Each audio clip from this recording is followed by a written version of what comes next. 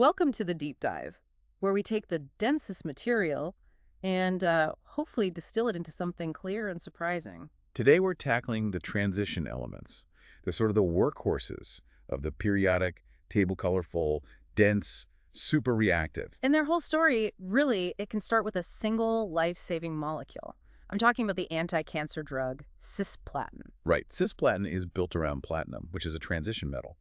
And its power as a drug, its whole effectiveness, really hinges on its very specific shape. It's flat, a square planar shape. Exactly. And that flat shape is what lets it slide in and attach to the DNA inside cancer cells. So it basically jams the replication machinery. It stops the cancer cells from dividing by messing with their blueprint. And the fascinating thing is that platinum's ability to form this complex, stable, perfectly shaped structure isn't an accident. It's all dictated by a handful of, well, frankly, bizarre quantum rules that are unique to these metals. Okay, so that's our mission for this deep dive. We need to unpack those rules. We'll start with what even counts as a transition element. Then we'll get into why they have so many different oxidation states and how that's useful. Right, like in those titrations for precise measurements. And then we'll hit the big one, the physics behind their amazing colors and how they form these stable molecular blueprints like cis-platin. Sounds good. Let's start with that identity crisis in the D block. Yeah, because not every element in the D block actually gets to be called a transition element. It's like a bit of an exclusive club. What's the bouncer checking at the door? The bouncer's looking for just one thing. The element has to be able to form at least one stable ion that has an incomplete D subshell. Okay, an incomplete D subshell. That's a really vital distinction. So who does that kick out? It immediately throws out two big ones in that first row, scandium and zinc. Right, they're D block elements, but not transition elements. Why do they fail the test? Well, with scandium, it only forms one ion, Se3+. When it does that, it loses all its outer electrons. So there are no D electrons left at all. None. And zinc has the opposite problem. It forms the Zn2+ ion, which has a completely filled D shell. It's a 3d10 configuration. So one is empty, the other is full.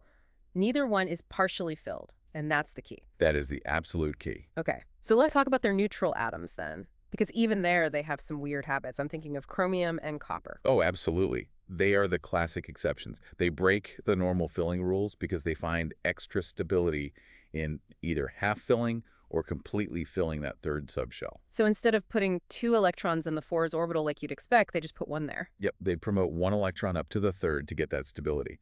So chromium is 3d5-4s1, and copper is 3d10-4s1. And this strange configuration, it kind of sets the stage for their biggest trick, which is variable oxidation states. Vanadium, for example, can go all the way from +2 to +5. How does that work? It all comes down to the energy levels of the 4s and third orbitals. They're just incredibly close together. So they're easy to access. Very easy. But there's a crucial rule. When forming ions, they always lose the 4s electrons first. Always the 4s first. Always.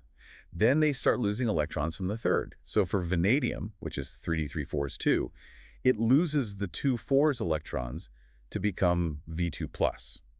And then, because the third electrons aren't held much tighter, it can just keep going. It peels them off one by one all the way up to +5. Precisely. Yep. And that ability to lose different numbers of electrons is, their defining chemical feature. Is that true for the whole row? It gets a bit harder as you move across. Once you get past, say, iron, the +2 state becomes much more common. The nuclear charge has increased, and it starts to hold on to those 30 electrons a lot more tightly. I see. So let's talk general properties. Yeah. Physically, they're exactly what you think of as metals, right? Oh, yeah. High melting points, very dense, strong, good conductors, all the classic metallic properties. But chemically, it's those variable oxidation states that lead to their 4 key behaviors. Which are catalytic behavior, forming complex ions, forming colored ions, and of course driving redox chemistry. And that redox chemistry is so useful for analysis. We can use the standard electrode potentials, the E0 values, to predict whether a reaction will even happen. The rule is really simple. The more positive the E0 value, the more that species wants to grab electrons. It's a stronger oxidizing agent. So let's take an example. Manganate 7 ions, MnO4-, reacting with iron 2+ ions. Okay, so the standard potential for iron 3+ over iron 2+ is plus 0.77 volts. Which is pretty positive. It is, but the potential for manganate 7 over manganese 2+ is way higher. It's plus 1.52 volts. So the manganate wins the fight for electrons, hands down. Easily.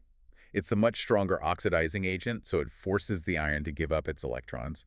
And when you combine the two half equations, the overall potential is positive, which confirms the reaction is feasible. This leads right into those practical redox titrations. The first one, using manganate and iron 2+, has this great little feature. Ah, yes, it's self-indicating. Right. The manganate ion itself is a deep purple, but the product, the manganese 2+ ion, is colorless. So you don't need to add a separate indicator. You just add the purple stuff until it stops reacting, and the very first drop that doesn't react turns the whole solution a permanent pale purple.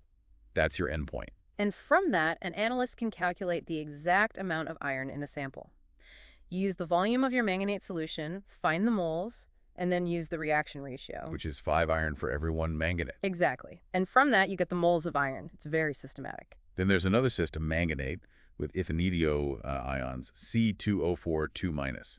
This one shows off another transition metal property, Catalysis. autocatalysis specifically. The reaction starts off really slowly, but as it produces the manganese 2+ ions, The product itself starts to speed up the reaction. that's it. The Mn2+ product acts as a catalyst for its own formation. It's a really neat effect. And the last one is a bit more complex. The copper and iodine titration, it's a two-step process. You can't titrate the copper 2+ ions directly. So first, you react them with an excess of iodide ions. This produces solid copper iodide, CQI, and also aqueous iodine I2. And it's the iodine, the I2, that you actually measure. Correct. You then titrate that iodine you just made against a standard solution of thiosulfate. The clever part is the overall stoichiometry. It turns out that the moles of copper you started with is exactly equal to the moles of thiosulfate you used in the second step.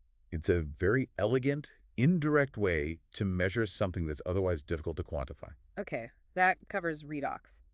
Now, since these metals are so good at juggling electrons, it makes sense they're good at juggling whole molecules too.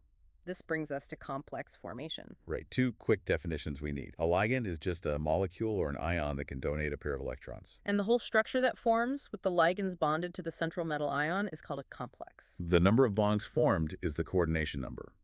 A coordination number of 6 usually gives you an octahedral shape. Like the aqueous iron ion, with 6 water molecules around it. 4 bonds can give you either a tetrahedral shape, like in some cobalt complexes, or that critical square planar shape we saw in cis-platin.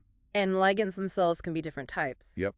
Monodentate ligands, like water or ammonia, form 1 bond, but then you have bidentate ligands, like 1-bankyl-2-diaminoethane, which can sort of hug the metal ion, forming 2 bonds from a single molecule. That hugging action is called chelation, right? And it can go even further. EDTA is hexadentate. Which means it forms 6 bonds. It basically wraps itself completely around the metal ion. And the specific arrangement of these ligands in space is hugely important. Which brings us back to isomerism. Specifically, geometric isomerism.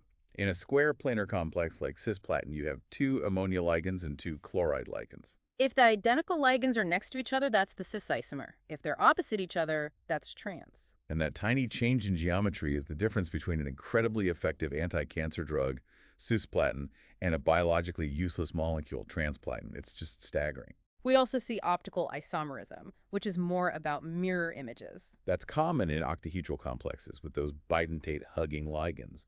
The resulting molecules are non-superimposable mirror images of each other, like your left and right hands. Okay, so these complexes aren't permanent. They can change. Exactly. This is ligand exchange, or substitution. Ligands can be swapped out if the new complex that forms is more stable. Copper gives us some fantastic color changes that show this. Right, you start with the pale blue aqueous copper ion. You add some hydroxide, you get a pale blue precipitate. But then, if you add excess ammonia, that precipitate dissolves, and the solution snaps to this incredible deep royal blue color. Because the ammonia ligands are stronger, they've kicked out the hydroxide ligands to form a more stable complex. And we can actually quantify that stability using the stability constant, which we call Kstab. So Kstab is a measure of how tightly a ligand holds onto the metal ion compared to water. That's a great way to think about it. And when you write out the mathematical expression for it, you always leave water out because its concentration is so massive, it's essentially constant. The key takeaway is just the higher the Kstab value, the more stable the complex. Exactly. And that allows us to predict what will happen. So if you look at the numbers, the log Kstab for the copper chloride complex might be around 5.6. But for the copper-ammonia complex, it's 13.1. It's a huge difference. The ammonia complex is far, far more stable. So that number alone tells you that ammonia will displace chloride ions every single time. Which is why the solution changes color so dramatically. And those bidentate and polydentate ligands, the chelating ones like EDTA, have enormous Kstab values. They lock that metal ion in place. Okay, finally, let's get to the flashiest part, the color. Why are these complexes so vividly colored? It's all about them absorbing specific frequencies of visible light. The color we see is the light that's left over the complementary color. And the reason why they absorb the light is pure quantum mechanics. It is. So in an isolated metal ion, all 5 of its d orbitals have the exact same energy. We say they are degenerate. But when ligands come near, their lone pairs of electrons repel the electrons in those d orbitals. That repulsion isn't equal for all 5 orbitals. It causes the d orbitals to split into 2 different energy levels. Imagine you turn a flat floor into a small staircase with a couple of low steps and a few high steps. And there's an energy gap between the low steps and the high steps. You call it delta E. Right. And here's the magic. An electron sitting on one of the lower energy d orbitals can absorb a photon of light, but only if that photon has the exact amount of energy needed to jump the gap, delta E, to a higher energy orbital. So it absorbs, say, the red part of the white light to make that jump. And what's left over? The rest of the spectrum, which your eyes see as blue-green or cyan, and because different ligands cause different amounts of repulsion, they create different sized energy gaps. A different delta E. Which means they absorb different colors of light. That's why changing the ligand from water to ammonia changes the color of the copper solution, from light blue to deep blue. Which brings us back one last time to scandium and zinc. Why are their compounds colorless? Well, scandium 3+ has no d electrons. There's nothing on the staircase to do any jumping. And zinc 2+. Its d shell is completely full. Mm-hmm. The staircase is full on both the lower and upper levels. There's nowhere for an electron to jump to. No jump, no energy absorption, no color. Perfect. That's the whole picture. So this whole deep dive really shows how one simple idea, this incomplete D shell, cascades into everything else. It explains the variable oxidation states, the redox chemistry, the complex formation. And the origin of their color. Yeah. All links together. The geometry and that stability, constant Kstab, are the absolute keys. The fact that cis geometry works and trans doesn't, or that one ligand has a much higher Kstab. That's what lets scientists build molecules to do specific jobs. So really, what does this all mean for you? The chemistry we've just covered, from that simple 4s before third rule to the power of Kstab, this is the literal blueprint chemists use to design things. Things like cis-platin. These constants, they're not just abstract numbers. They tell a researcher exactly how stable their new drug complex will be, ensuring it can survive in the body long enough to reach its target. It's the difference between a molecule that cures and one that just falls apart. It's the ultimate combination of fundamental physics and applied molecular engineering. Thanks for diving deep with us. We hope you feel thoroughly well informed.